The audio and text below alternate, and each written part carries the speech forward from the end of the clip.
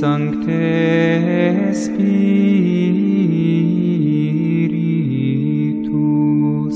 repletuorum corda fidelium et tui amoris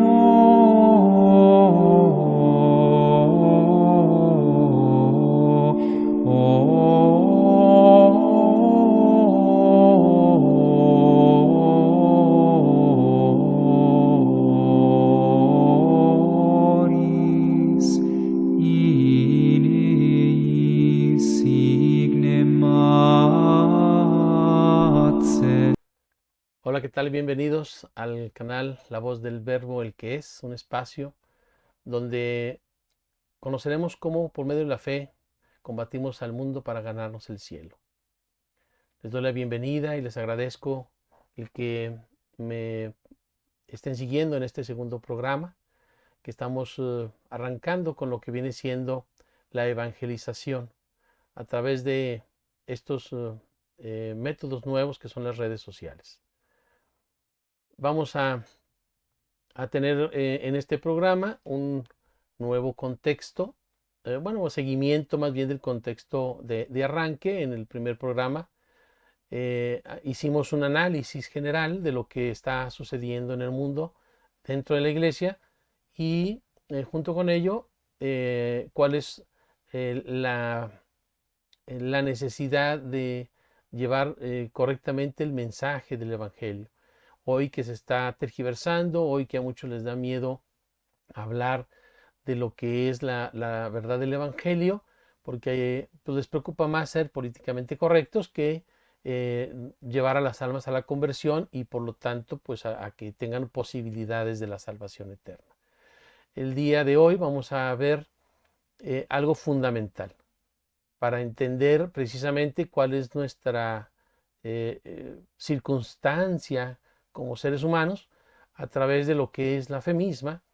Y para ello, primero hay que entender cuál es la divina voluntad de Dios sobre nosotros. Cuál ha sido el esquema que Él diseñó para nosotros y a partir de allí pues, empezar a entender cuál es la importancia que tiene esta realidad de para qué fuimos creados. Sin embargo, antes de arrancar a este esquema, pues bueno, les invito a que por favor le den like a lo que viene siendo el programa, se suscriban por favor, estamos arrancando, necesito que me ayuden con sus suscripciones para que el canal, bueno, pues poco a poco se vaya difundiendo y vaya teniendo lo que es la aceptación dentro de lo que es los algoritmos de YouTube para que pueda ser promovido cada vez más. Entonces, por favor, denle like, regístrense y compartan. Algo que también les quiero comentar es que también ya tengo activado lo que es el canal de La Voz del Verbo, el que es en Telegram. ¿Por qué en Telegram? Bueno, pues porque es una herramienta que está facilitando bastante el dar a conocer cosas que las redes sociales no nos lo están permitiendo. Twitter está abriéndose poco a poco, ahora que lo compró Elon Musk, pero pues aún así, bueno, pues hay que ir viendo qué tanto nos va a respetar lo que vienen siendo estas disidencias de pensamiento con el mundo, con los gobiernos y con los intereses que se están creando, para que al final de cuentas, pues nosotros vayamos teniendo estas realidades en cuestión de lo que queremos transmitir. Y Telegram pues, es una plataforma que está ayudando bastante en comunicar aquello que en otros modos no es fácil. Hay otras plataformas que también pienso utilizarlas para que si YouTube llega a bloquear alguno de los videos, bueno, pues tengamos otra plataforma en Odyssey o no me acuerdo cuál es el otro, pero bueno, que tengamos más opciones. Por lo pronto, ahorita YouTube y Telegram ya están activados, me buscan igual con el nombre La Voz del Verbo el que es, y ya tengo, de hecho, hay material compartido desde un poco más de tiempo atrás. Entonces, bueno, vamos primero haciendo nuestra oración para encomendarnos, para que el Espíritu Santo nos llene de su gracia, a mí para poder transmitirles el mensaje que Él desee llevarles a sus corazones, y a ustedes que les aperture su corazón y su mente para poder recibir ese mensaje. Y bueno, vamos a rezar lo que es el Padre Nuestro en latín. Les recuerdo que yo les proporciono la visión, lo que es el texto que les pongo ahí, no es la manera en que se escribe, es la manera en que se pronuncia. Y esto lo hago, bueno, pues con la intención de que vayamos aprendiendo lo que viene siendo el Padre Nuestro y el Ave María en latín. Una lengua, la lengua de la Iglesia Católica, que, bueno, pues se ha olvidado por mucho tiempo y que, bueno, pues yo estoy interesado en aprenderla y en que ustedes también junto conmigo vayamos aprendiendo poco a poco esta magnífica lengua que nos ayuda a crecer en la espiritualidad. Y ustedes van a ir conociendo poco a poco el porqué. In nomine Patri et Filii Spiritus Sancti. Amén. Pater noster, qui es in celis, sanctificetur nomen tuum. Adveniat regnum tuum. Fiat voluntas tua, sicut in cielo et in terra. Panem nostrum quotidianum da nobis hodie, et dimitte nobis debita nostra sicut, et nos dimittimus debitoribus nostris, et ne nos inducas in tentationem, se libera nos a malo. Amén. Señor Jesucristo, concédeme antes de morir una contrición verdadera, una confesión sincera y completa, adecuada satisfacción y la remisión de todos mis pecados. Líbrame de mis enemigos visibles e invisibles, y que bajo tu protección hagas que yo alcance la perfección de la salvación eterna. Te suplico, oh Rey de todos los santos, confórtame y socórreme para resistir al demonio, la carne y al mundo, a fin de que estando muerto al mundo, viva yo solamente para hacer tu divina voluntad. Amén. Ahora vamos a hacer una oración a la Santísima Virgen María. Ave María, gratia plena, Dominus tecum, benedicta tui mulieribus, and benedictus fructus ventris tui, Iesus. Sancta Maria, Mater Dei, ora pro nobis peccatoribus, nunc et in hora mortis nostre. Amén. Gloria Patri et Filii et Spiritus Sancto, sicut erat in principio et nunc et semper et in saecula saeculorum. Amén. In nomine Patri et Filii et Spiritus Sancti. Amén. Muy bien. Entonces, falta esta oración a la Santísima Virgen María. Madre Santísima de Guadalupe, Madre de Jesús, acógenos bajo tu divino amparo y tu maternal protección.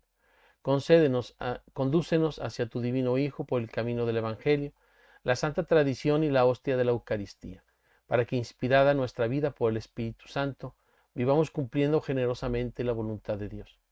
Danos una fe firme, una esperanza sobrenatural, una caridad ardiente y una fidelidad viva a nuestra vocación de bautizados. Ayúdanos a ser agradecidos a Dios, exigentes y congruentes con nosotros mismos y llenos de amor para con nuestros hermanos. Amén. Ahora sí. Se nos olvidaba esta segunda oración. Bien, ¿cuál va a ser el tema que vamos a tocar el día de hoy?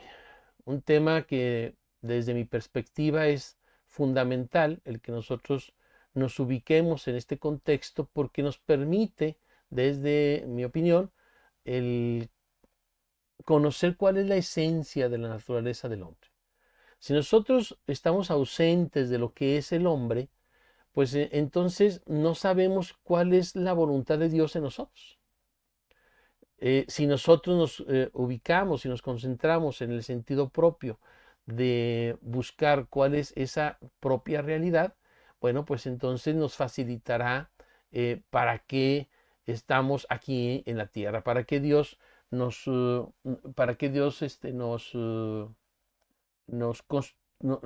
creó y para qué al final de cuentas quiere que nosotros estemos en este mundo. Tiene una finalidad y bueno, pues yo creo que es, desde mi perspectiva, es fundamental. Se nos dice que Dios nos creó por amor y esa es la base fundamental de decir que nosotros somos importantes para Él. Pero en el Génesis también se narra algo fundamental y nos dice que nos crea por amor, pero nos dice, hagamos al hombre a nuestra imagen y semejanza. Esta es la característica del amor de Dios al hombre. No es solo dentro de lo que es la creación, crear las cosas, sino que después de las cosas que eran bien hechas, dice el Génesis, todo era bueno, bueno, pues crea al hombre dentro de ese contexto de lo bueno, de lo excelente, de lo que está bien. Pero le da características o nos da características a los hombres que no le da a ninguna otra criatura en toda la creación misma. Y entonces nosotros tenemos que identificarnos, así como nos han dicho más de una vez, sentirnos especiales, sentirnos parte de ese contexto de verdad.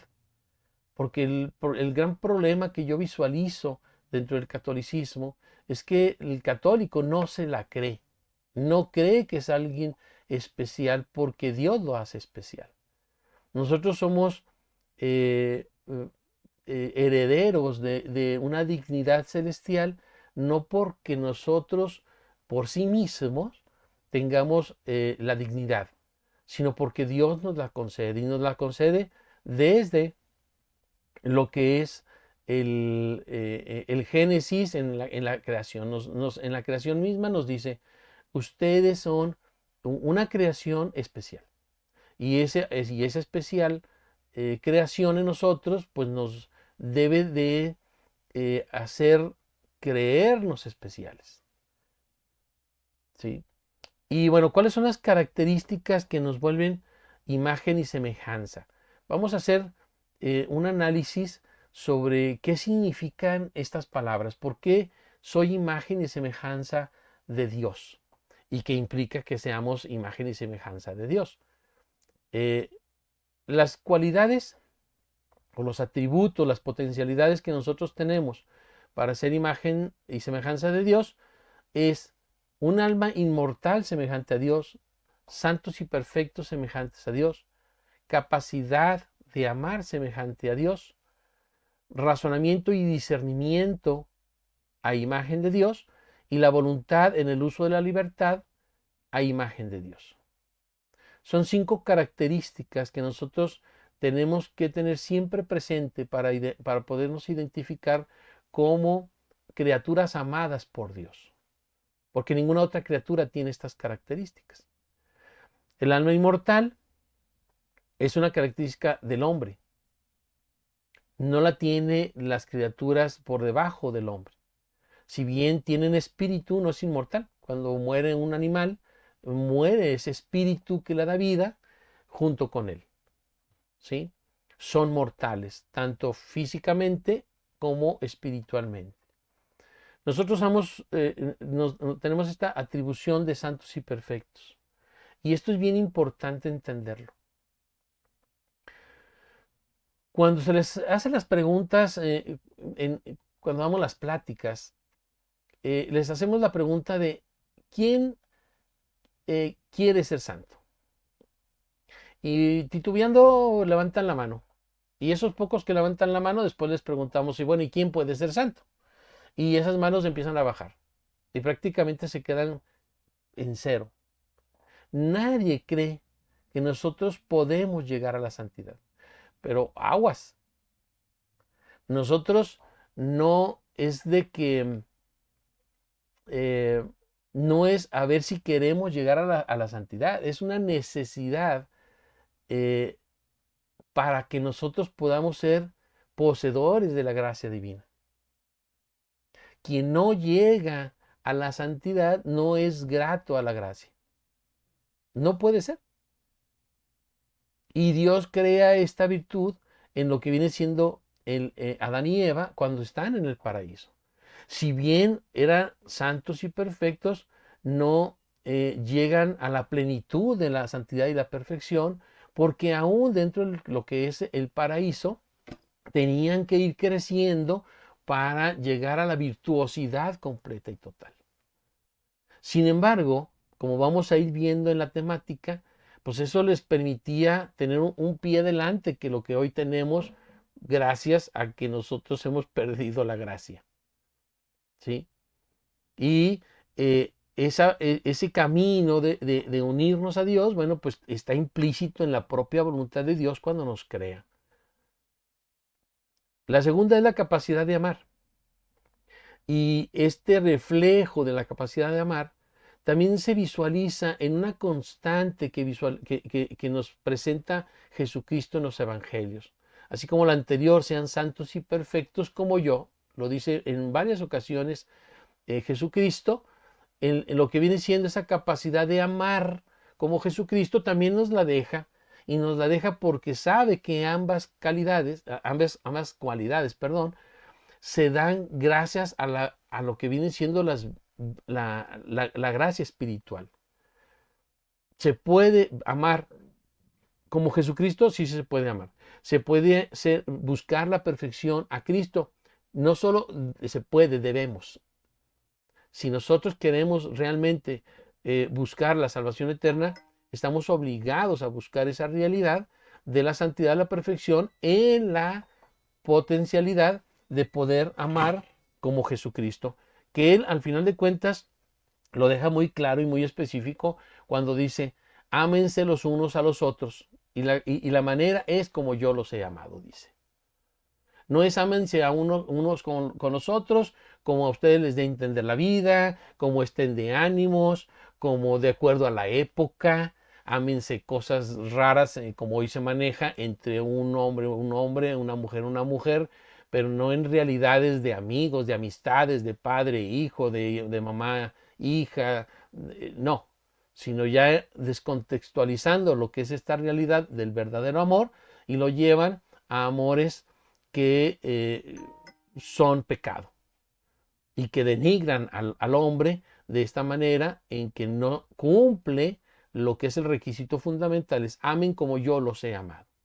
Esa es la condición. Jesucristo nunca deja al ser humano la posibilidad de amar como a cada quien le dé la gana. Y eso viene en las Sagradas Escrituras. Lo que pasa es que, bueno, pues nosotros estamos meramente llenos de esta situación de ignorar las Sagradas Escrituras y de entender cuál es el contexto en el que Él nos habla. Y obviamente por eso tenemos ese amplio abanico para decir, bueno, si el amor es amor, como sea, y Dios ama a quien se ama. Y eso es absurdo y tonto y fuera de lo que viene siendo, no es bíblico. ¿Sí? No es bíblico. Entonces, eso tenemos que irlo entendiendo profundamente para entender las condicionantes que Dios nos pone para poder conocerle, amarlo y seguirlo.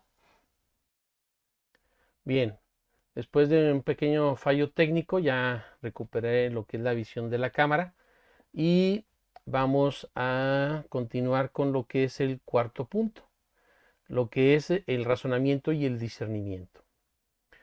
¿Por qué es importante esta característica?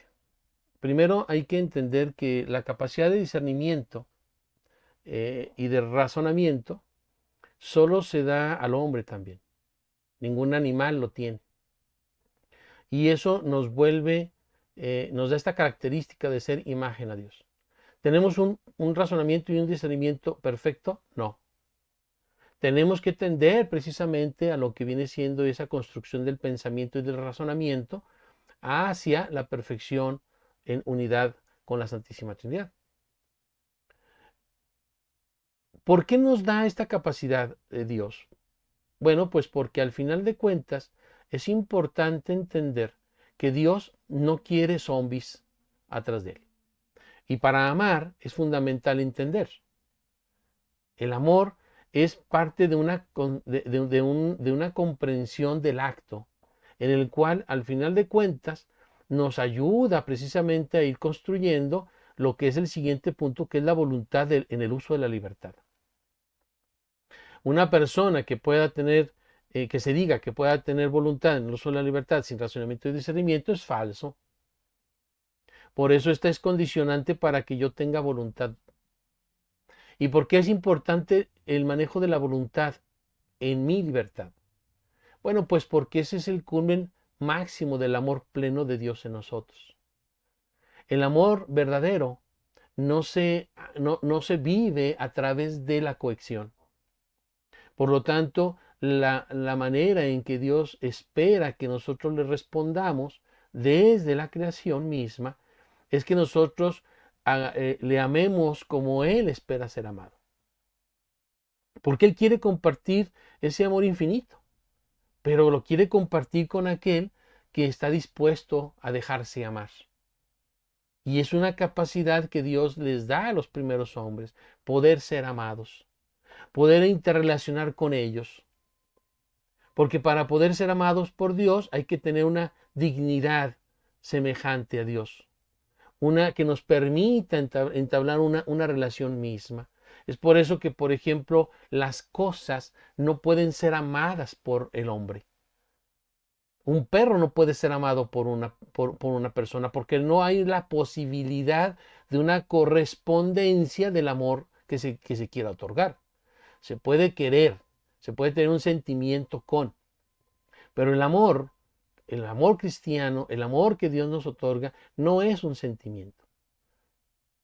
Es una acción, es una potencialidad del hombre que recibe de la gracia divina para que nosotros podamos poder comunicarnos con Dios, amarle y ser amados por Él. Aquel que pierde la gracia no puede ser amado por Dios. Y no porque Dios no quiera, sino porque la gracia no se puede recibir no estando en gracia. Y ese es uno de los gravísimos problemas que tenemos los católicos. Creemos que Dios nos ama en el contexto de estar en pecado mortal, en el contexto de que yo no haga su voluntad, en el contexto en que yo no soy su amigo si no cumplo los mandamientos. Y eso es un error común, muy común, en lo que viene siendo lo que es la iglesia. El camino tiene que ser precisamente un camino hacia la perfección y un camino de voluntades. ¿Por qué el árbol del fruto prohibido se pone en lo que es el Génesis? Porque sin el árbol del fruto prohibido del bien, del conocimiento del bien y del mal, no habría esa posibilidad que Dios pueda otorgar como opción de decidir al hombre. El punto para que el hombre pueda discernir y decir, oye, voluntariamente, ¿sí?, conociendo la voluntad de Dios, que fue no coman de este fruto, estaba explícita la orden, estaba explícito el sentido de la divina voluntad. No era tonto Adán y Eva. Eva no fue engañada por lo que viene siendo la serpiente, porque nunca en la capacidad del razonamiento y del discernimiento de Eva, siempre estuvo comprendido perfectamente que la divina voluntad era no comas el fruto. Que se dejó, eh, eh, instigar, seducir por lo que es la serpiente, no quiere decir que fue engañada. Fue engañada en el resultado que obtendría o que tendría si comía del fruto. Pero al final de cuentas no fue engañada en el contexto verdadero de la acción misma. Porque la acción era probar o no probar el fruto. Y la orden de Dios era no lo pruebes. Y así es como al final de cuentas nosotros lo vemos reflejado siempre en nuestras vidas. ¿Qué dicen las Sagradas Escrituras? ¿Qué nos dice Jesucristo cómo hay que vivir? Bueno, pues lo vamos a especificar en programas futuros, pero es tan simple como decir, oye, tú sabes que no tienes que hacer cierta acción, pero sin embargo nos dejamos incitar por el deseo carnal y caemos en el pecado. Y carnal me refiero a a los 7 pecados capitales. ¿Sí? Nos dejamos incitar por esa realidad. Y es bien importante y bien fundamental entender estas realidades. Esa incidencia de Satán siempre va a existir. ¿Por qué? Pues porque su fin es echar a perder todo lo que ama a Dios.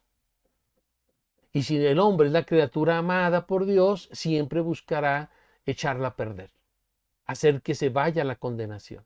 Y si el hombre no entiende estas realidades de asumir con responsabilidad la capacidad de razonar y discernir para construir la voluntad hacia la divina voluntad de Dios, bueno, pues entonces ahí es donde tenemos que aceptar lo que es la divina justicia sobre las consecuencias de tergiversar nuestra voluntad a nuestros apetitos y a nuestros deseos. Y esta es la naturaleza con la que Dios nos construye. Este es el deseo divino por el cual al final de cuentas Jesucristo, bueno, en este caso Dios Padre, nos construye hacia una realidad de perfección que íbamos a ir teniendo que construir en su gracia, estando junto con Él, más pegados. Bien, hasta aquí estas 5 características. Espero no haber dejado alguna idea vaga en estos 3 aspectos. Sin embargo, bueno, vamos a profundizar todavía qué significan estas realidades de ser imagen y semejanza. Hay una pregunta que dice, ¿se encuentra la imagen de Dios más en los ángeles que en el hombre? ¿Sabes? Si se entiende imagen de Dios en su sentido propio y principal, se refiere a la semejanza de la naturaleza intelectual con Dios. Esta es mucho más perfecta en los ángeles, que conocen la verdad inmediatamente. El hombre, en cambio, debe razonar para alcanzarla, porque la luz intelectual está oscurecida en él. Y más todavía después del pecado original. Pero hablando de la presencia de la imagen de Dios en cuanto a ciertos aspectos secundarios, se puede decir que se manifiesta más en el hombre que en los ángeles. Tiene sentido. Si al final de cuentas el hombre es, los ángeles son más imagen en cuestión de su naturaleza intelectual, no son físicos, por lo tanto esa necesidad no la tienen ellos. ¿Dónde se va a visualizar más esta imagen de Dios en el hombre? Bueno, pues dice, el hombre, en cambio, debe razonarlas, está oscurecida en él. Pero hablando de la presencia de la imagen de Dios en cuanto a ciertos aspectos secundarios, se puede decir que se manifiesta más en el hombre que en los ángeles. Por ejemplo, por su dominio sobre las criaturas irracionales. El hombre es semejante a Dios, que ejerce su dominio sobre el universo entero. Además, en cierto sentido, el hombre es el fin de ellas, lo que se dice también de Dios con respecto a la creación. Esa es una manera de decir, bueno, ¿cómo se refleja más esta imagen del hombre con respecto a Dios? Bueno, pues en la creación misma, en lo que se supedita a uno u otro.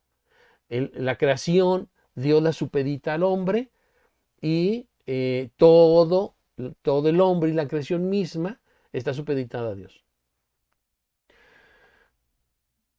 Dice, se puede añadir que como Dios está presente en cualquier parte del universo, el alma del hombre está en cada parte del cuerpo, y en este sentido se puede decir que el hombre es más imagen de Dios que los ángeles. ¿Por qué? Bueno, pues porque por ejemplos de semejanza, ¿no? Es parte para ir entendiendo estas primeras partes de identidad en la que nosotros somos imagen y semejanza con Dios.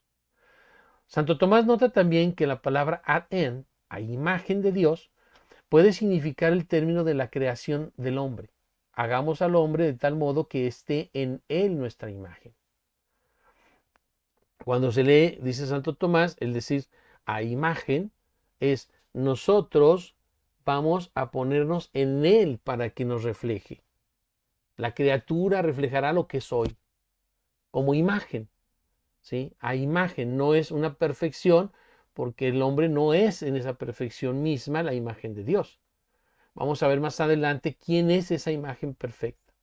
Santo Tomás también afirma, el hombre se acerca también a una semejanza en la Trinidad Divina, en cuanto hay en él una procesión intelectual, en lo que piensa y otra de amor según su voluntad, que es lo que platicábamos en las 5 características que nos hace imagen y semejanza. La bondad moral del hombre depende de su conformidad con el proyecto divino respecto a nosotros, que podemos conocer a Dios en cuanto somos la propia imagen de Él o por una revelación sobrenatural. Mientras más nos aceptemos el proyecto divino, que es el que estábamos analizando en un principio, más nos volveremos imagen de Él. Que esa es la realidad en la que nos crea. Él nos crea no para que permanezcamos lejos de su amor, sino por el contrario, que nos construyamos en esa realidad de amor perfecta para que Él habite en nosotros y nosotros en Él. Y en las Sagradas Escrituras hay varios pasajes del Evangelio en donde se narra precisamente esta solicitud de Jesucristo. Hagan lo que yo les mando, cumplan los mandamientos, para que de esa manera, para que de esa manera cumplan la voluntad del Padre, para que entonces Él y yo vengamos a estar en ustedes. En plenitud no se puede aquí en la tierra.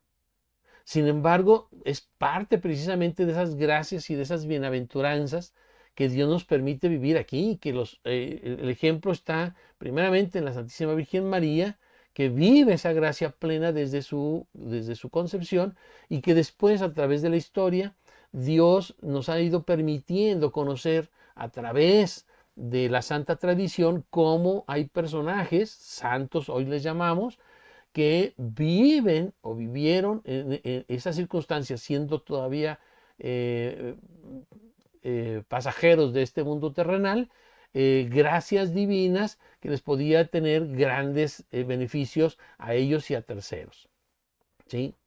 Aunque hay sacerdotes, déjenme comentarles que me ha tocado que sacerdotes digan, no, bueno, eso no lo tomen tan en serio, no es cierto que nosotros vamos a poder tomar serpientes y no nos va a hacer daño si nos muerden. Bueno, pues es falta de fe, precisamente en lo que vienen siendo las palabras de promesa de nuestro Señor Jesucristo, en lo que viene siendo las Sagradas Escrituras. A mí me ha tocado que me lo digan sacerdotes. En homilías se los he escuchado también. Entonces, pues bueno, qué tristeza que haya esta falta de fe para estas que debieran de ser nuestra aspiración de esperanza. Si al final de cuentas entonces vamos a ir maquillando aquello en lo que no creemos, porque decir, no, es demasiado, cuando San Pablo fue a predicar y que dijeron, no, San Pedro, perdón, San Pedro fue a predicar a Roma y empezaba a hablar de la resurrección, dice el Evangelio, fue demasiado ya para ellos y se fueron. En otro tiempo te escucharemos, decía. Pues así están hoy. Hoy es demasiado ya hablar de estas verdades de esperanza que nos da la Sagrada Escritura para que nosotros podamos tener el gozo y la alegría que precisamente nos pide Jesucristo en las bienaventuranzas. ¿Sí? Que después también haremos un programa sobre ese tema. La bondad moral del hombre, pues decíamos que depende de esa cercanía. Durante su vida en la tierra, el hombre realiza este progreso a Dios por la práctica de las virtudes teologales y morales. ¿En dónde se nos dan estas virtudes teologales y morales? A través de lo que es el bautizo. ¿Sí? La fe, la esperanza y la caridad no es una gracia del hombre, que eso es algo que también se malcree en el católico. El católico cree que puede construir su fe sin la gracia, cuando al final de cuentas la fe la otorga precisamente el Espíritu Santo. Y el Espíritu Santo se recibe a través del bautizo. Y que nos da precisamente lo que viene siendo las virtudes teologales, la fe, la esperanza y la caridad, en donde nosotros, a través de esas tres realidades, construimos precisamente este aspecto de moralidad humana y cristiana. Y después vamos a ver también en algún momento qué quiere decir esta parte de la moralidad humana y la moralidad cristiana. ¿Sí? Pero bueno, nosotros estamos llamados a ir trabajando en estas realidades hoy, a partir de una decadencia. Sin embargo, Adán y Eva también tenían que haber construido y trabajado esta realidad hasta la perfección completa. Ellos nos llevaban ventaja porque ya estaban llenos de una gracia en la cual podían, de hecho, convivir con Dios. ¿Sí? Hablaban con Dios, interactuaban con Dios. Nosotros hoy, por el pecado original, pues hemos perdido esa posibilidad y nos lleva a que tengamos que esforzarnos mucho más para ir y crecer en estas realidades. El fin de Dios al crear al hombre es la imagen de Él en el hombre. Lo decíamos hace rato en lo que es el pensamiento de Santo Tomás. Él nos construye a imagen, pero será voluntad del hombre, aún estando en el paraíso, construirse en su totalidad a imagen de Dios. ¿Por qué? Pues porque es el único lugar donde se puede vivir en perfección el amor de Dios. ¿Sí? Ser hecho a imagen de Dios nos mueve en la dirección de la vocación esencial del hombre y de su tarea principal, unirse a Dios y participar de la vida trinitaria. Haber sido hecho a imagen de Dios significa que hay una distancia y que el hombre se acerca a Dios. Efectivamente, como dice Santo Tomás, en varios lugares la dinámica de la imagen es representar bien la cosa de la que es imagen, y su verdad depende de su ejemplar, que es su medida. ¿Qué nos dice Santo Tomás? Que hay una distancia entre lo que es bueno, a palabras precisas, dice, a la cosa que quiere representar la imagen, a la imagen, perdón. La imagen no es la cosa. Dios es la perfección y por eso nos dice, es esta dinámica en representar bien la cosa de la que es imagen. Nosotros estamos a una distancia de lo que es Dios. Sin embargo, Él nos invita a que vayamos construyéndonos precisamente a esa perfección.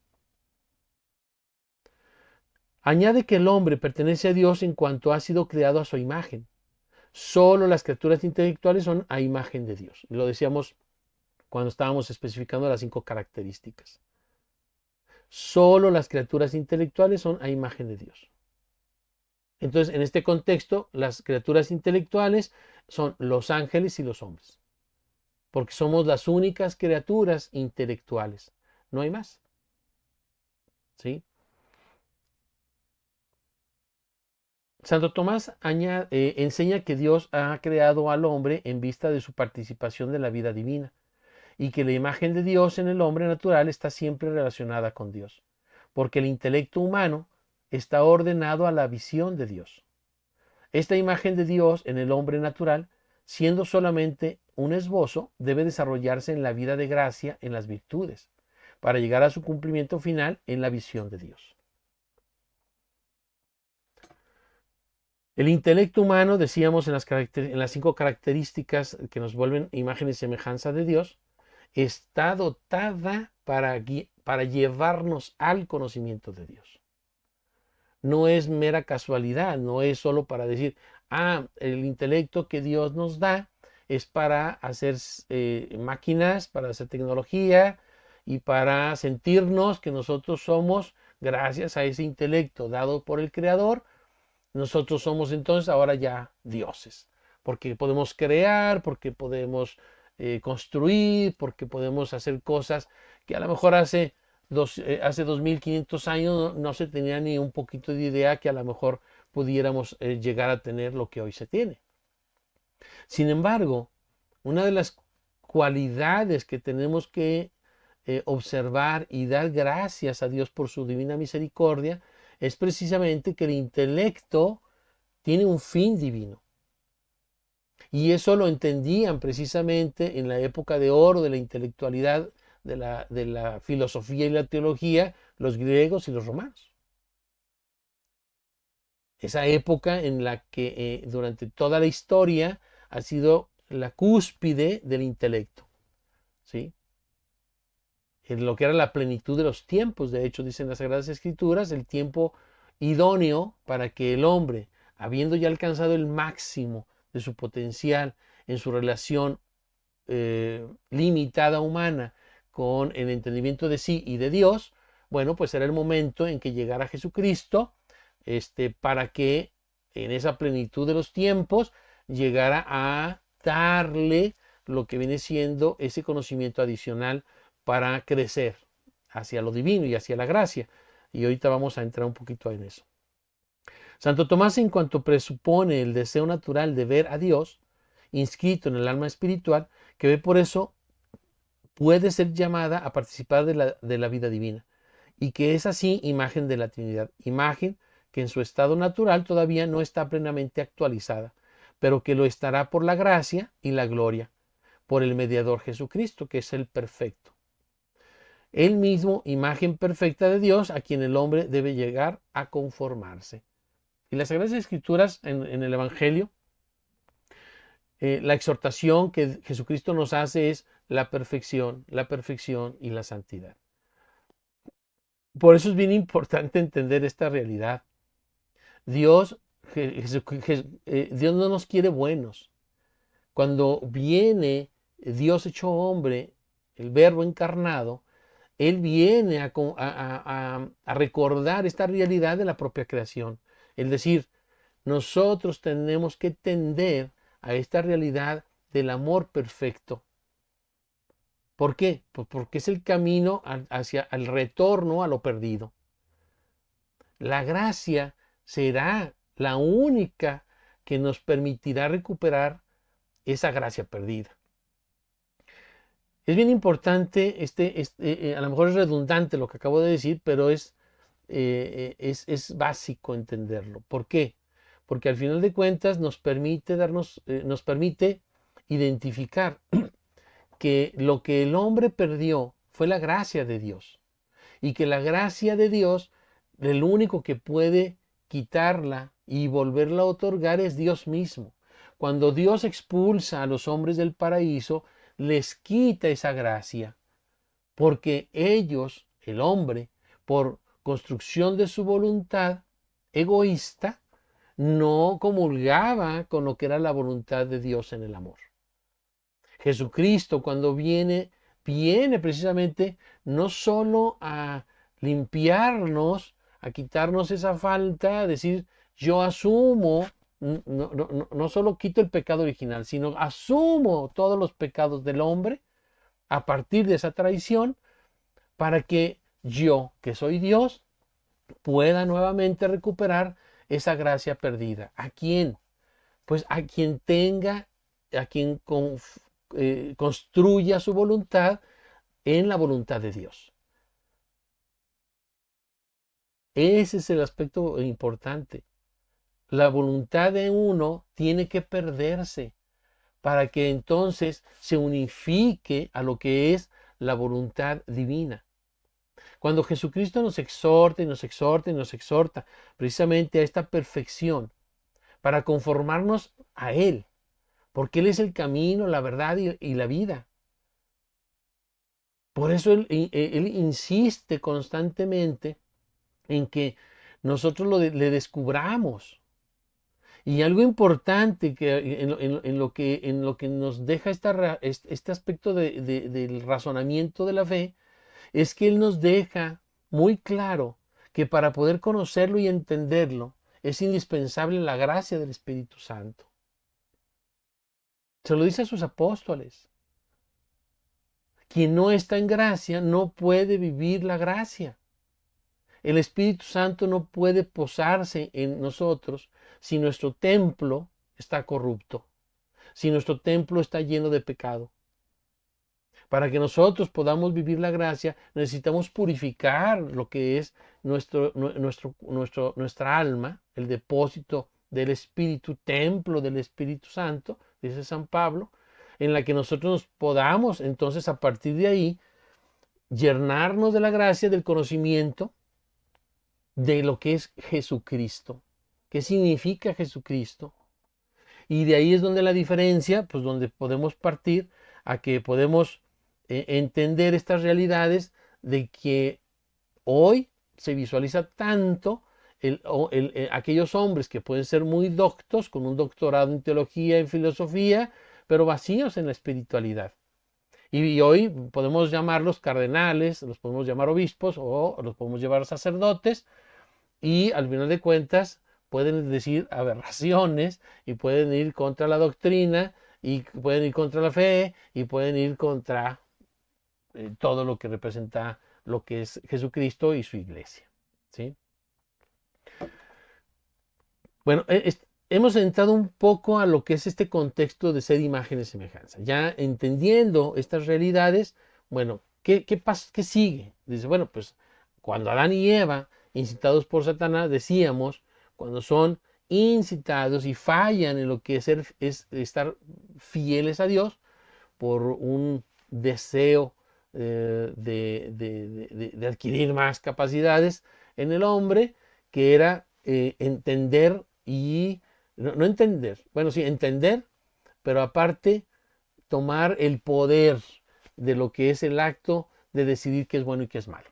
Ese es el pecado de lo que viene siendo Adán y Eva, la soberbia, la envidia, ese egoísmo, esa desobediencia en decir yo soy ahora el que tiene el poder de decidir qué sí hacer o qué no hacer. Y es lo que es el pecado que está llevando a la humanidad y siempre la ha llevado a creer que el hombre es el que puede ser el capaz de destruir la voluntad de Dios y construirse en sí mismo su propia voluntad. Y pues es obvio, hoy la manera en que nos están imponiendo las ideologías y los pensamientos de este mundo, pues es eso, son del mundo. Más que recordemos que todo lo que esté atado a este mundo está atado al príncipe de las tinieblas, a Satán.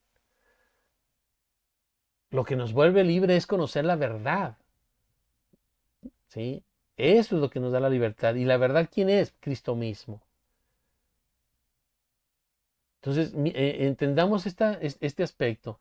Mientras más queramos nosotros decidir sin la iluminación del Espíritu Santo qué es bueno y qué es malo, si no conocemos qué es lo que nos dice Jesucristo en las Sagradas Escrituras y a través de la Santa Tradición, cómo el discernimiento se va dando precisamente lo que es la voluntad de Dios, caemos precisamente en este pecado que separó al hombre de la gracia de Dios, que es creerse que el hombre puede gobernarse a sí mismo.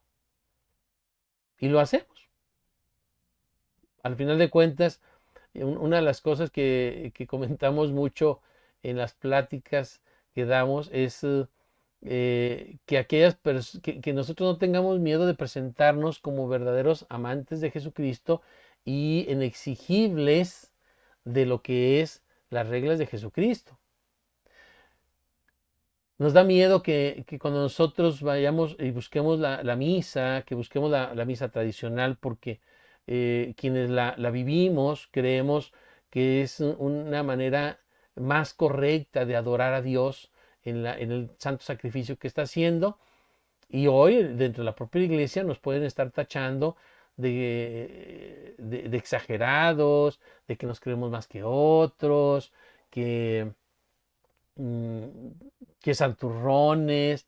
Y yo digo, híjole, pues son palabras que usan aquellas personas que atacan al propio católico que quiere vivir su fe afuera de la iglesia. O católicos no practicantes, en el que, uy, ahí viene el santurrón. Uy, ahí viene con el que no dice ninguna mala palabra.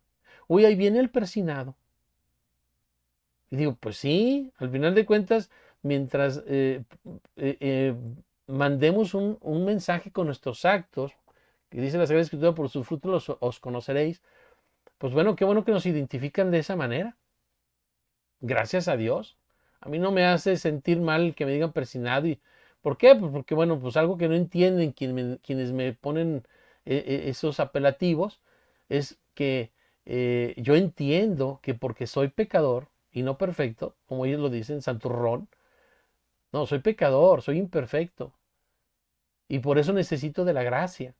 Porque yo, miserable pecador, en mi humanidad es imposible el que yo pueda lograr erradicar esta concupiscencia hacia el pecado y que al final de cuentas no está en mis manos.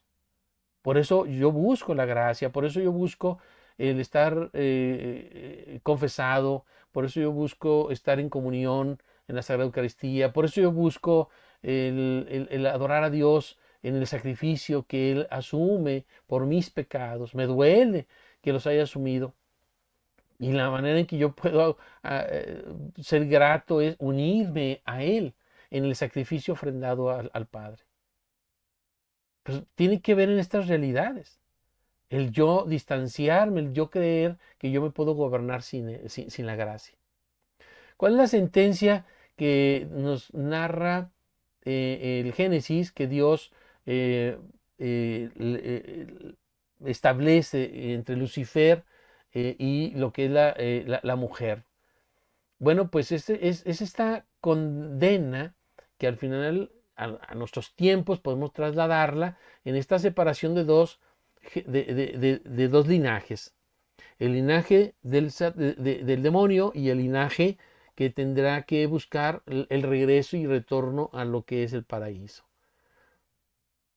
Es una estipulación de que hay dos realidades.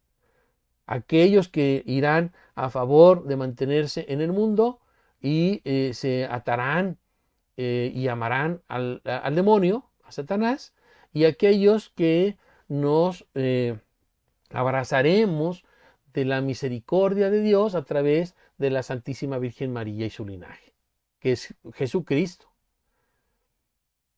Esa es una realidad. Son dos linajes. Y bueno, pues ya dependerá de cada uno de nosotros el escoger hacia dónde pertenezco. O me abrazo a la Santísima Virgen María en siempre la llena de gracia, que a través de ella viene el Verbo encarnado para redimirnos y encaminarnos y decirnos por aquí es, o me mantengo aliado a lo que es Lucifer y me mantengo en esta guerra contra lo que viene siendo el amor de Dios. Y algo que también tenemos que entender con este pasaje es que este conflicto se hace en un conflicto espiritual. La guerra es espiritual. Luego nos perdemos demasiado fácil en lo que es el contexto de las dificultades del mundo y creemos que nosotros las tengamos que resolver de manera del mundo.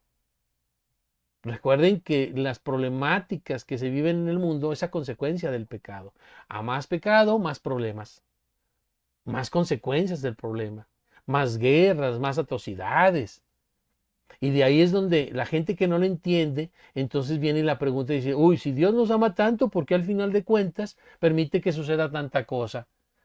Pues permite porque es parte de la divina justicia que Él tiene, que el hombre viva las consecuencias de su falta de voluntad hacia el amor. Al ser expulsados del paraíso, pues bueno, entendemos que la gracia divina, la perfección, la santidad y la capacidad de ser amado y amar a Dios se pierde. Es algo que vivía Adán y Eva, que vivían los primeros hombres en este contexto de gracia, que podían convivir con Dios.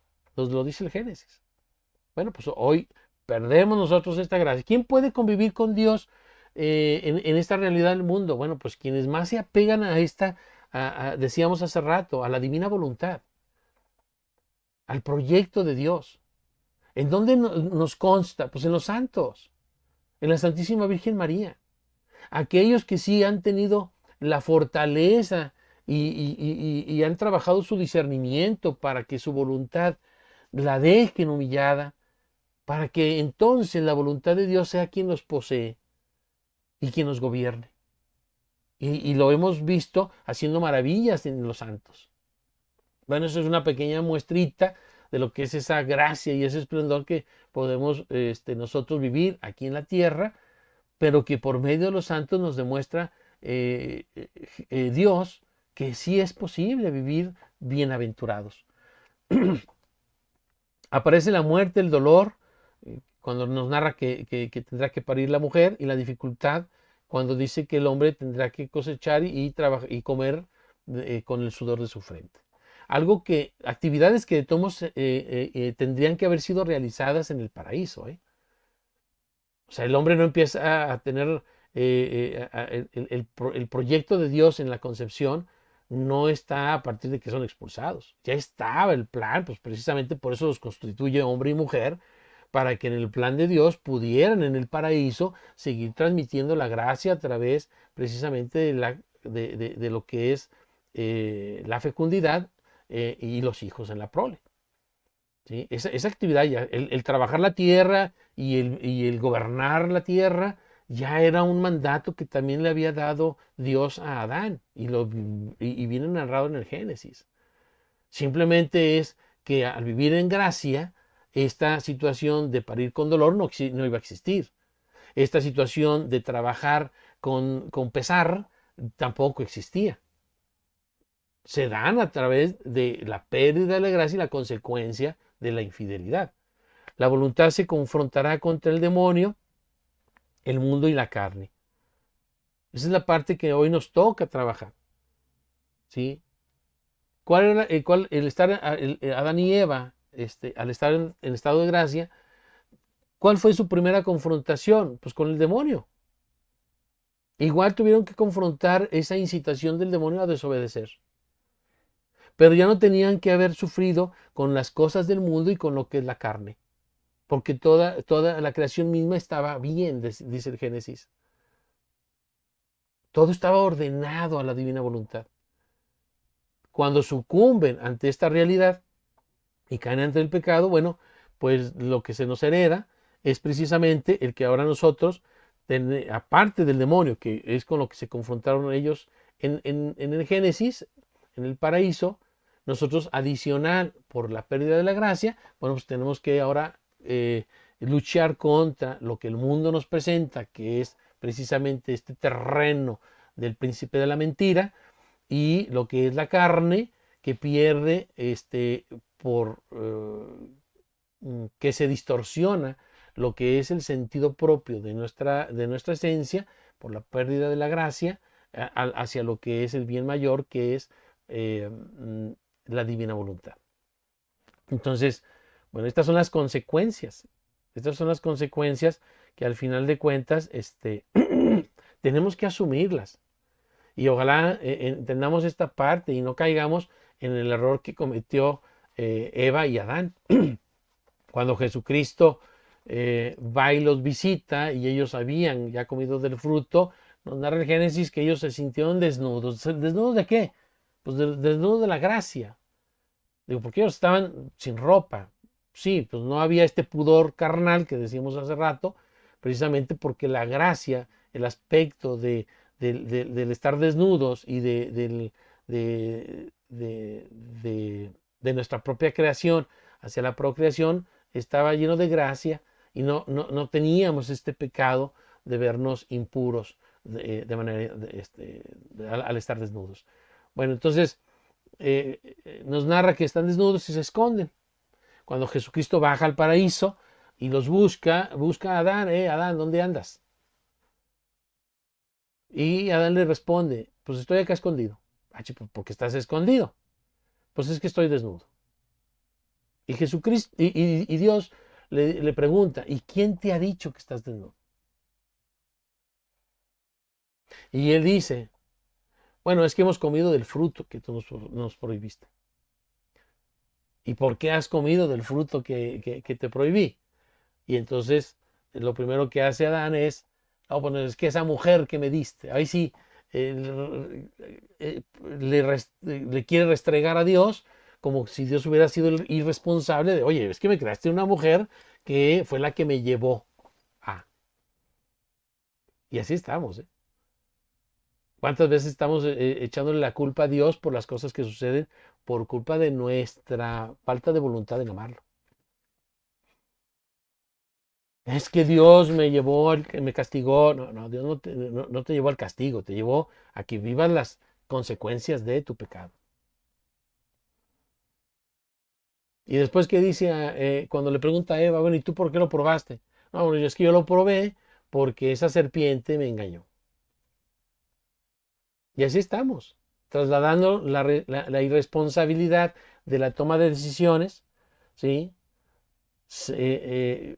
Sabiendo que nosotros tenemos la capacidad del razonamiento y entonces eso nos llevará a discernir, o nos debería de llevar a discernir.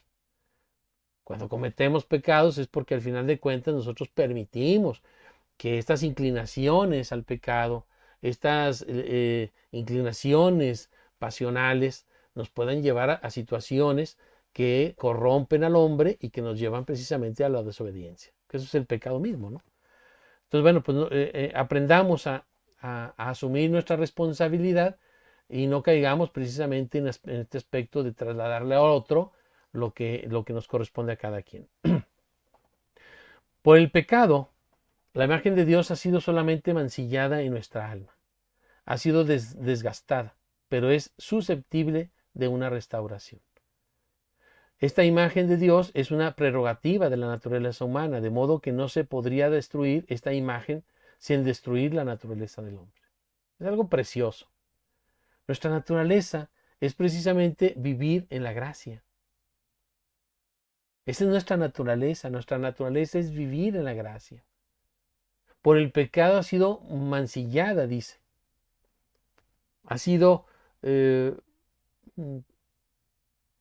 corrompida, pero no destruida. Y eso nos tiene que dar esperanza.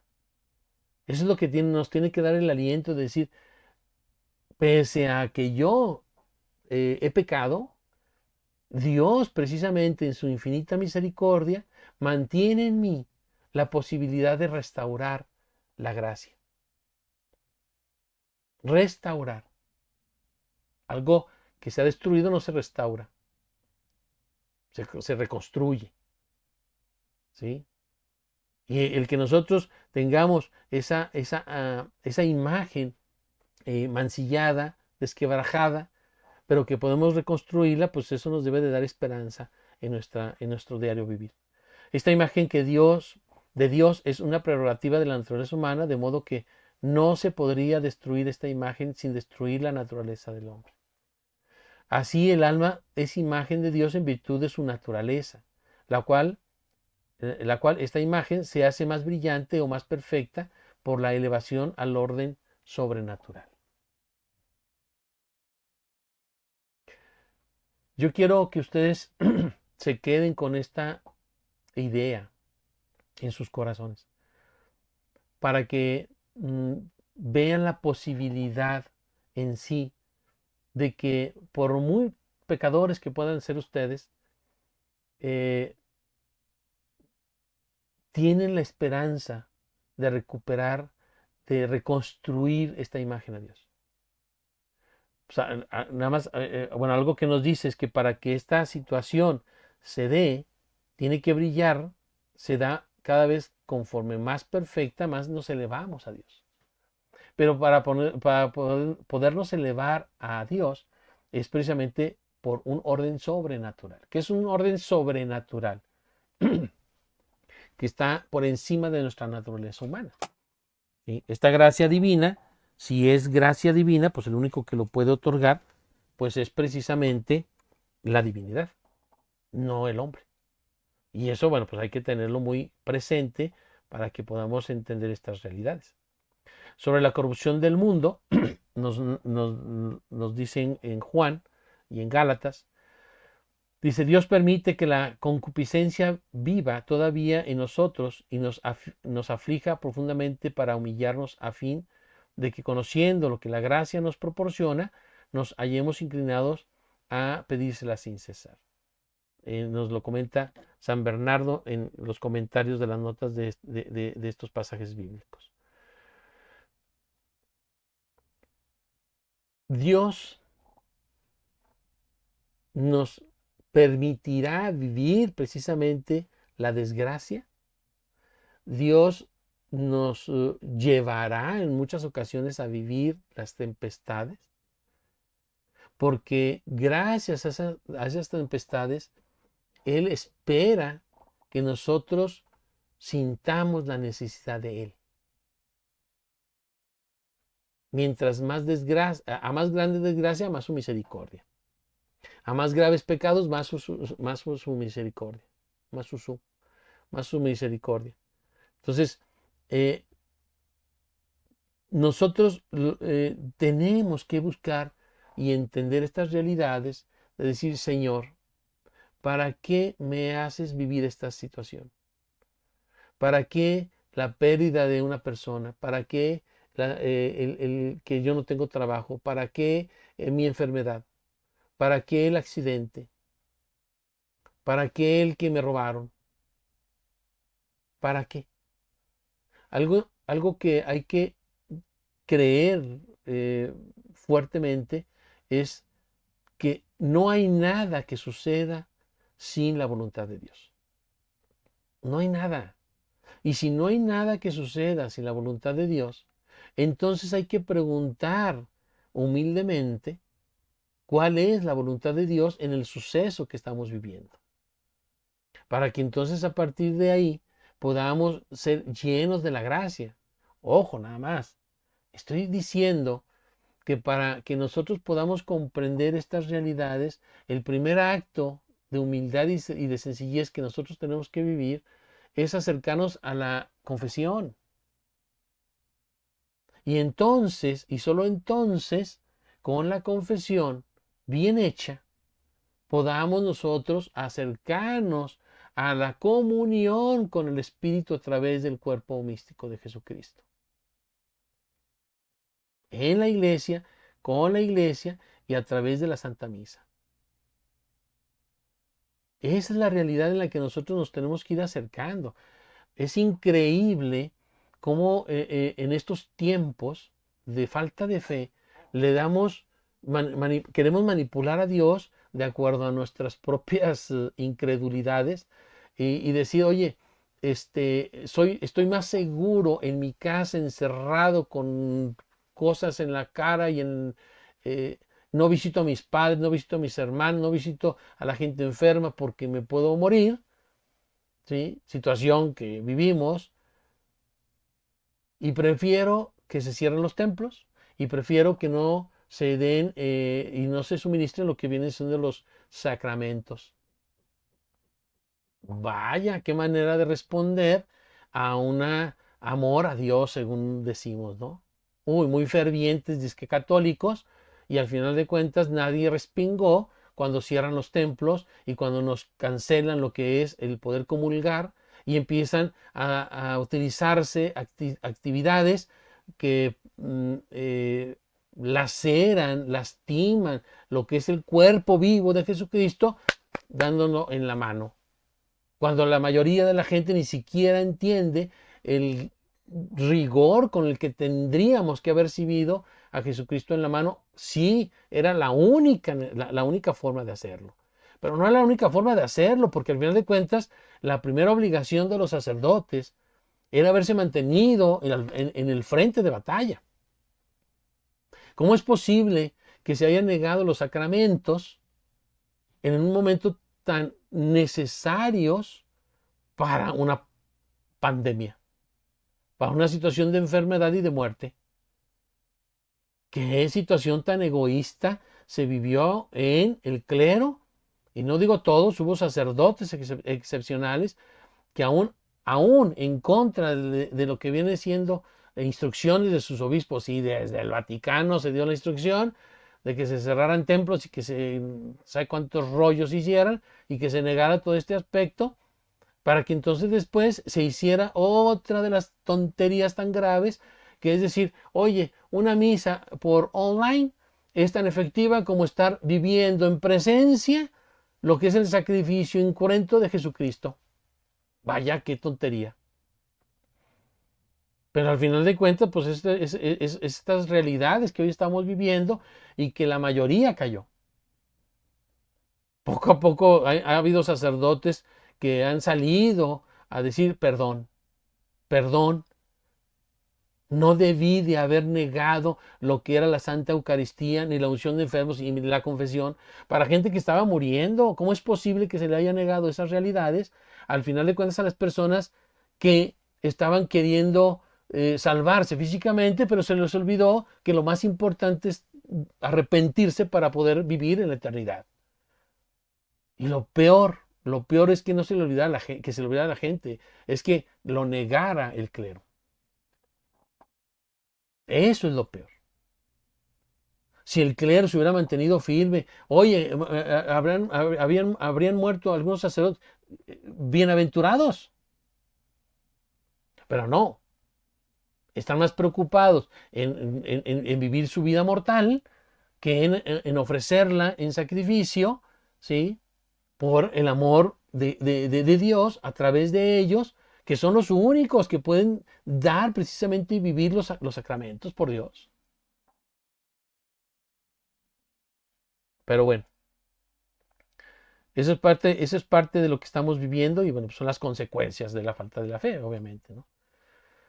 Si afirmamos que Cristo es la imagen perfecta de su Padre por la identidad de su naturaleza divina, entonces afirmamos que la vocación de los cristianos es llegar a ser conformes a esta imagen del Hijo de Dios.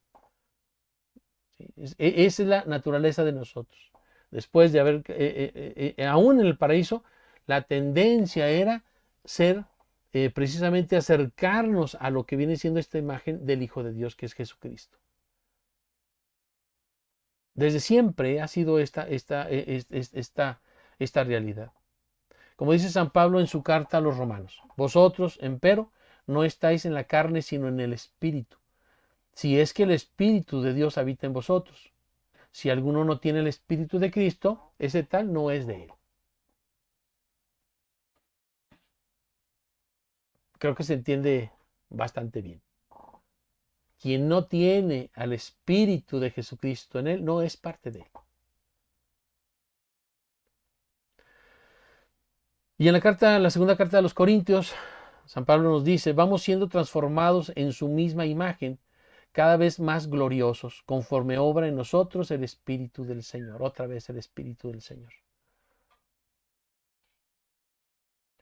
Texto que se aplica a la imagen de la restauración por la gracia y por la gloria en la visión de Dios. En efecto, la adopción de los hijos de Dios se hace por una cierta conformidad de su ser imagen al Hijo natural de Dios.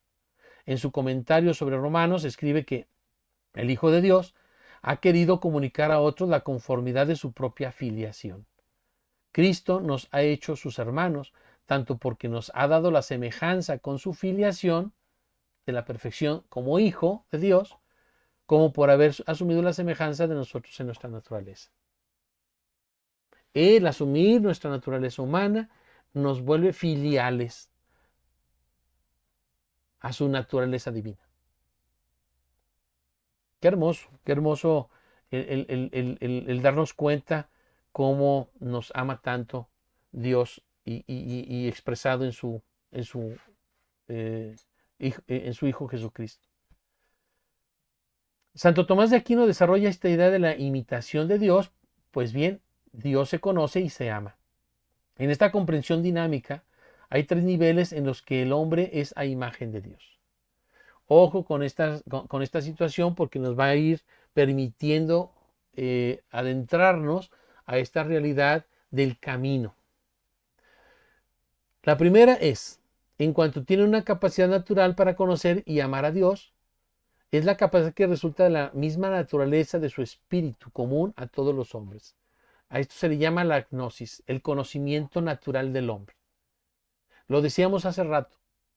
La capacidad del hombre tiene un límite y ese límite se ha demostrado en la historia de la humanidad en ese gran crecimiento que tuvieron los filósofos y la teología, la filosofía y la teología con los griegos y los romanos, pero que tuvo un tope. Bueno, esa es la gnosis, esa es la capacidad natural del hombre, de buscar a Dios y de conocer a sí mismo en su propia naturaleza e identificar para qué está el hombre creado. Y luego viene, en cuanto se conoce y ama a Dios en acto o hábito por la gracia, aunque sea todavía imperfecta. A esto se le llama la epignosis. Esto es, el hombre en su propia naturaleza tiene una capacidad de conocimiento, pero este tope solo se va a elevar, o se va a quitar más bien, para elevar este conocimiento limitado del hombre por medio de la gracia. Y eso es precisamente lo que nosotros, por la misericordia de Dios en su Hijo Jesucristo, nos permite que al conocer a Jesucristo, que es la verdad, nos llena de la gracia para poder elevarnos, y aún este conocimiento es imperfecto. Este es el estado en el que vivía Adán y Eva. Este es el estado en el que Adán y Eva vivían. Ellos no parten de lo que viene siendo la gnosis, porque ellos estaban llenos de la gracia. Cuando nosotros, el hombre, es expulsado del paraíso, cae precisamente, se pierde la gracia y cae a ya no tener la epignosis, un conocimiento lleno de gracia, imperfecto aún, pero más elevado que la pura capacidad humana. ¿Sí? Ahora nosotros caemos en lo que es la gnosis y en la humanidad permanece así hasta la venida de Jesucristo. A partir de Jesucristo es donde se nos empieza a dar la oportunidad al ser llenos de gracia, empezar a tener un conocimiento más pleno de Dios. Y que si bien es temporal, es imperfecto, bueno, pues ya nos permite conocer mucho más lo que viene siendo a Dios y acercarnos mucho más a Dios y vivir precisamente las bienaventuranzas. Y la tercera parte es en cuanto en la gloria celestial lo conoce y llama perfectamente. ¿Cuándo se dará esta parte? Bueno, pues cuando nosotros lleguemos en plenitud, después de ser purificados en lo que es el purgatorio, llegaremos al conocimiento pleno de Dios. Y entonces habitaremos en Él y Él en nosotros en la perfección total.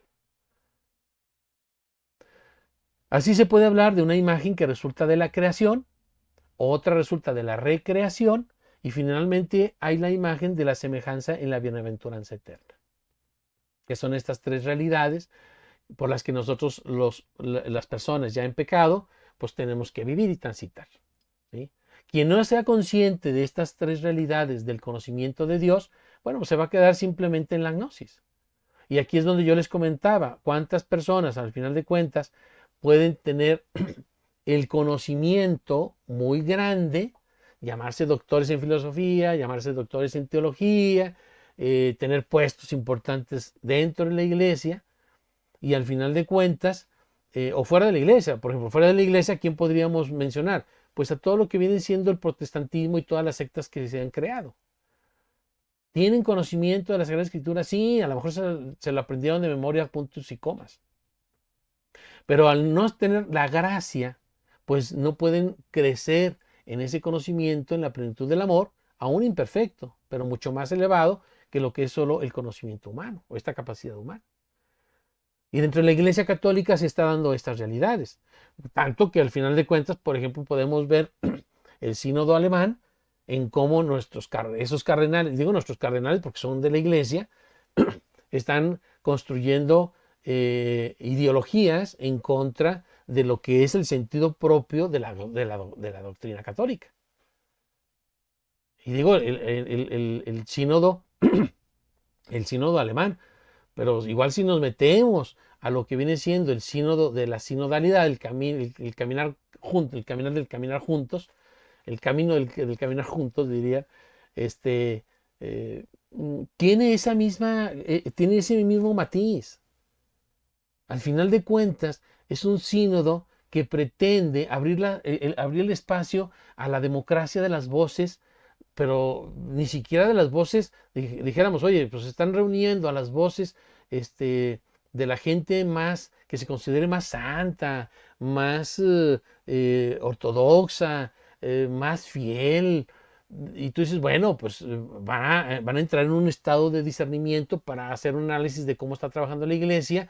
No, hombre, si de por sí la manera en que se aplica esta forma del Concilio Vaticano II, totalmente tergiversada, lo que se pretendía por los padres conciliares, quieren echarle a la herida todavía sal y chile y vinagre con este concilio, con este sínodo de la sinodalidad. Y que a lo que se ha visto en estas dos etapas primeras del sínodo, pues los resultados que están sacando, pues están muy ad hoc a lo que viene siendo el propio sínodo alemán, que propone cada aberración y cada tontería, que bueno, pues al final de cuentas, vamos a perdernos en el camino, ¿sí? Bueno. Entonces, en este transitar o este camino que nosotros tenemos, dice, no se trata de un conocimiento, sino de un conocimiento que llega más allá, porque para alcanzar conocimiento podemos llegar a un centro de estudios, pero para llegar más allá del conocimiento es algo que solamente Dios lo puede conceder por su misericordia. Es por eso que el conocimiento puede enorgullecer, pero llegar más allá del conocimiento, el cual solamente Dios nos puede conceder, es el que nos edifica para la eternidad, para la eternidad. Yo vuelvo al punto, podemos tener un doctorado, podemos tener, pero bueno, pues eso es para un orgullo ante las personas. Uy, estoy orgulloso porque ya tengo un doctorado, porque tengo una maestría, porque tengo una carrera. Pero desafortunadamente hoy podemos tener esos títulos y ser ignorantes total de lo que es la realidad del hombre. Tener un conocimiento de ciencia no nos vuelve mejores personas. Por el contrario, hoy tenemos en el mundo mayor cantidad de personas que tienen estudios académicos y estamos viendo que la moralidad está por los suelos. La concepción del sentido de familia ya no se valora. Es más importante tener empresa, carros, dinero, antes que hacer y consolidar un compromiso serio para toda la vida con una mujer o con un hombre para toda la vida. Para hacerla mi esposa o para hacerlo mi esposo en una mujer. Ya no hay tiempo para tener familia, porque ahora hay que dedicarnos a perder todo el tiempo trabajando. ¿Para qué? Sería la pregunta. Para de veras tener una formación de acuerdo a los valores cristianos, a tu hijo. Los valores cristianos no te dicen que tiene que estar en la mejor escuela. La mejor escuela, aún en los colegios de hoy, son una porquería en muchos casos, no en todas. Pero hoy colegios católicos ya no son católicos y prefieren mejor dar teorías e ideologías y filosofías que no tienen nada que ver con el doctor de doctores como Santo Tomás, sino con la psicología moderna que pretende conocer más al hombre que, por ejemplo, lo que es la teología y la filosofía de Santo Tomás. Entonces, estamos llevándonos a un estado de enorgullecernos por tener un papel que nos vuelve más ignorantes en cuestión de conocer al hombre mismo y lo que es la divina voluntad. Dice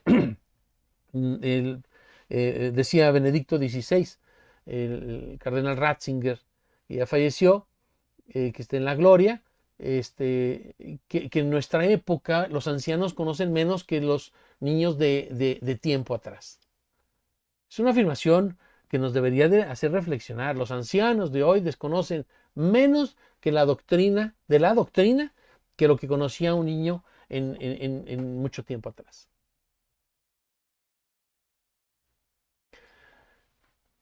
En Mateo nos dice, en aquel tiempo, hablando Jesús, dijo, te alabo, Padre, Señor del cielo y de la tierra, porque ocultaste estas cosas a sabios e inteligentes y las revelaste a los niños. Sí, Padre, porque así fue de tu agrado.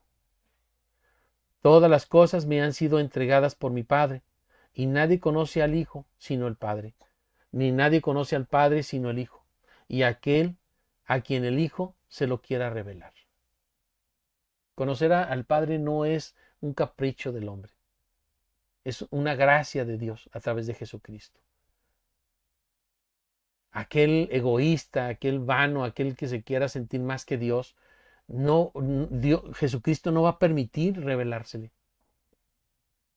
Y digo, está totalmente dicho en sus propias palabras y ejemplificado con la gente con la que se rodeó.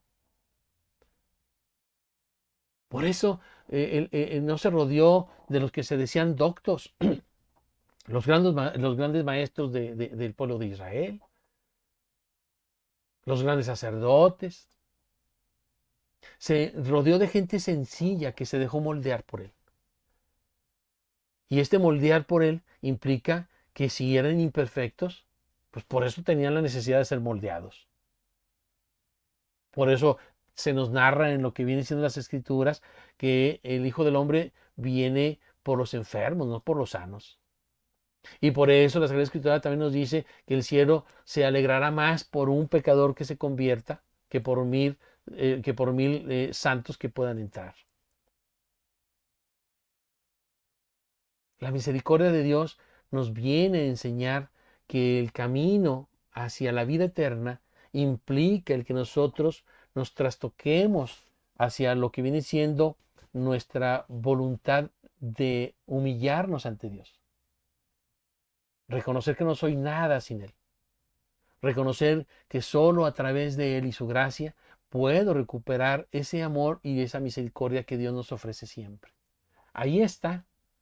Pero no puedo yo vivirla si no es por medio de la gracia. Y no puedo conocerla si no es a través de la gracia. Por la gracia revelada. Dios revela ese conocimiento a los niños por su sencillez espiritual y lo oculta de los sabios y entendidos por su orgullo. Pues bien,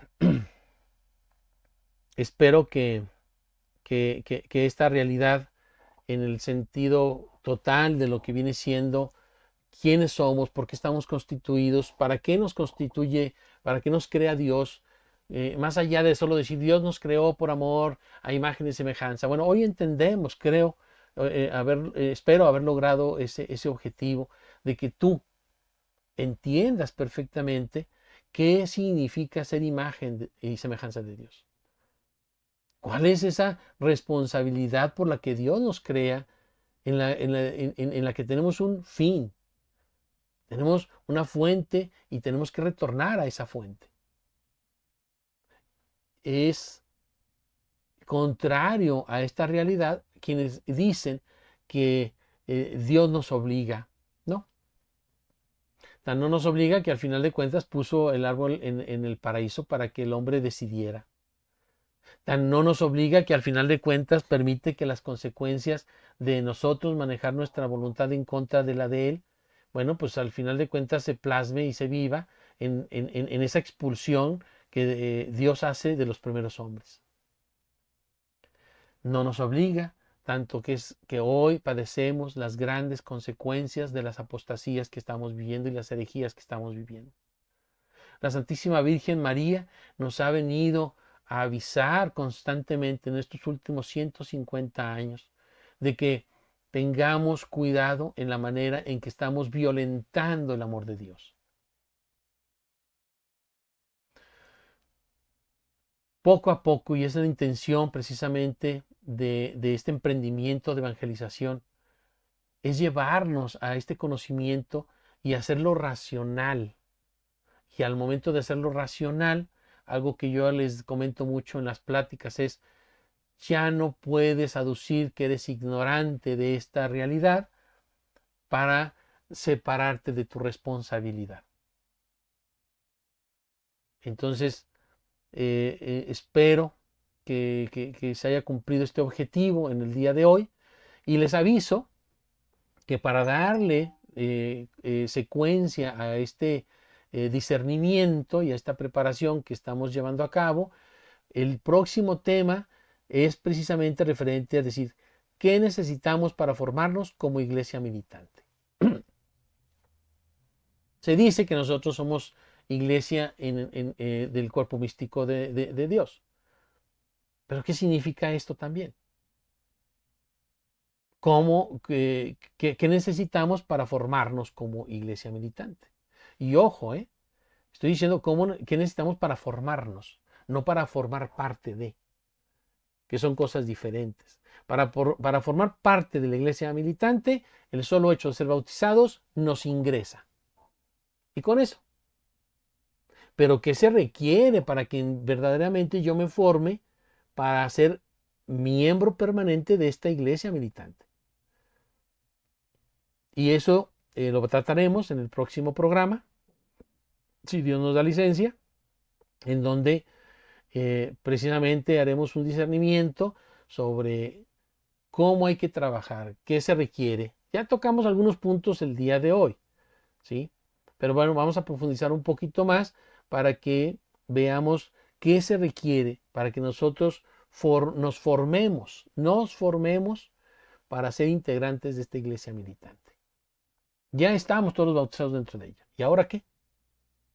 Bueno, por lo pronto, bueno, les doy las gracias, que Dios los bendiga y nos veremos pronto. Muchas gracias.